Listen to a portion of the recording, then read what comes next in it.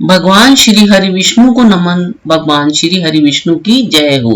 पुरुषोत्तम मास मातम कथा अध्याय 19 आरंभ। श्री सूत जी बोले, हे तपस्वियों, इस प्रकार कहते हुए श्री नारायण को मुनि श्रेष्ठ नारद मुनि ने मधुर वचनों से प्रसन्न करके कहा, हे ब्राह्मण, तपोनिधि सुदेव ब्राह्मण को प्रसन्न विष्णु भगवान ने क्या उत्तर दिया, सो हे तपोनिधि कहिए। श्री नारायण बोले, इस प्रकार महात्मा सुदेव ब्राह्मण ने विष्णु भगवान से कहा, भक्त वत्सल।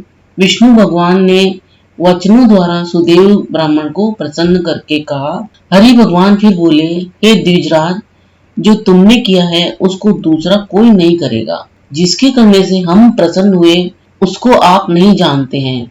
ये हमारा प्रिय पुरुषोत्तम मास गया है। स्त्री के सहित शोक में मगन तुमसे उस पुरुषोत्तम मास की सेवा हुई है।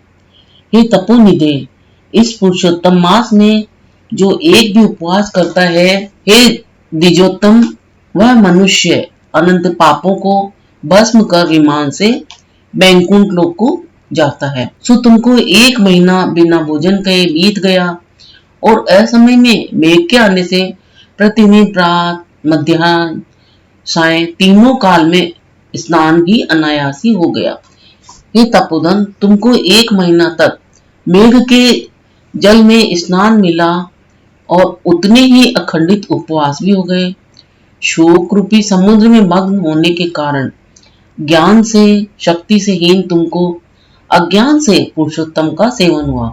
तुम्हारे इस साधन का तोल कौन कर सकता है।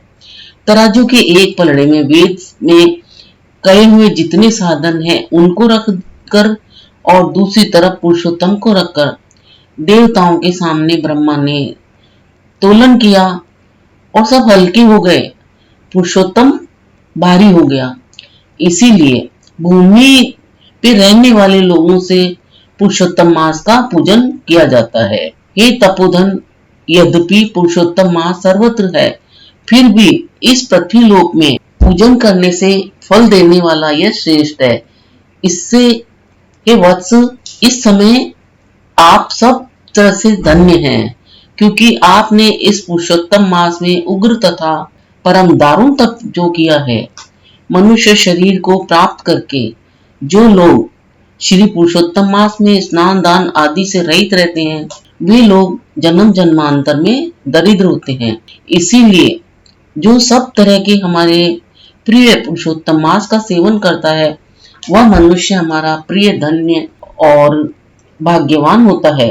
श्री नारायण बोले, हे मुने, जगदीश्वर हरि भगवान इस प्रकार कहकर गरुड़ जी पर सवार होकर शुद्ध वैकुंठ भवन को शीघ्र ही चले गए। सपत्नीक सुदेव शर्मा पुरुषोत्तम मास के सेवन से मृत्यु से उठे हुए सुखदेव पुत्र को देखकर अत्यंत दिन रात प्रसन्न होने लगा। मुझसे अज्ञानतावश पुरुषोत्तम मास का सेवन हुआ और वह पुरुषोत्तम मास का सेवन फलीभूत हुआ, जिसके सेवन से मृत पुत्र उठ खड़ा हुआ। आश्चर्य है कि ऐसा मास कहीं नहीं देखा। इस तरह आश्चर्य करता हुआ उस पुरुषोत्तम मास का अच्छी तरह पूजन करने लगा।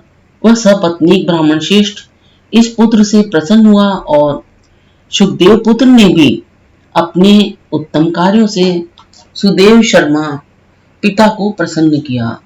सुदेव शर्मा ने पुरुषोत्तम मास की प्रशंसा की तथा आदर के साथ श्री विष्णु भगवान की पूजा की और कर्म मार्ग से होने वाले फलों में इच्छा का त्याग कर एक भक्ति मार्ग में ही प्रेम रखा। श्रेष्ठ पुरुषोत्तम मास को समस्त दुखों का नाश करने वाला जानकर उस मास के आने पर स्त्री के साथ जप हवन आदि से श्री हरि भगवान का सेवन करने लगा। वह सपत्नीक श्रेष्ठ ब्राह्मण निरंतर 1000 वर्ष संसार के समस्त विषयों का उपयोग कर विष्णु भगवान के उत्तम लोक को प्राप्त हुआ, जो योगियों को भी दुष्प्राप्य है। फिर यज्ञ करने वालों को कहां से प्राप्त हो सकता है। जहां जाकर विष्णु भगवान के सन्निकट वास करते हुए शोक के भागी नहीं होते हैं, वहां पर होने वाले सुखों को भोग कर गौतमी तथा सुदेव शर्मा दोनों स्त्री पुरुष इस पृथ्वी पर आए। तुम सुदेव शर्मा इस समय दृढ़धनवा नाम से प्रसिद्ध पृथ्वी के राजा हुए। पुरुषोत्तम नाम के सेवन से समस्त सिद्धियों के भोक्ता हुए। हे राजन, यह आपकी पूर्व जन्म की पतिव्रता गौतमी ही पटरानी है। हे भूपाल, जो आपने मुझसे पूछा था तो सब मैंने कहा है। और शुक्र पक्षी तो पूर्व जन्म में जो पुत्र शुकदेव नाम से प्रसिद्ध थे और हरि भगवान ने जिसको जिलाया था, वह 12 वर्ष तक आयु भोग कर बैंकुंठ को गया। वहां वन के तालाब के समीप वट वृक्ष पर बैठकर पूर्व जन्म के पिता तुमको आए हुए देखकर मेरे हितों के उपदेश करने वाले प्रत्यक्ष मेरे निवत विषय रूपी सर्प से दूषित संसार सागर में मगन इस प्रकार पिता को देखकर अत्यंत कृपा से युक्त वह शुक्र पक्षी विचार करने लगा कि यदि मैं इस राजा को ज्ञान का उपदेश नहीं करता हूं तो मेरा बंधन होता है। जो पुत्र अपने पिता को पुनाम नरक से रक्षा करता है वही पुत्र है।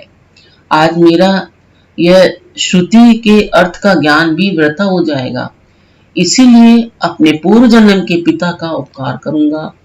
हे राजन, दृढ़धनवा इस तरह निश्चय करके वह शुक्र पक्षी वचन बोला। हे पाप रहित राजन, जो आपने पूछा सो वह सब मैंने कहा। अब इसके बाद पाप नाशिनी सरयू नदी को जाऊंगा।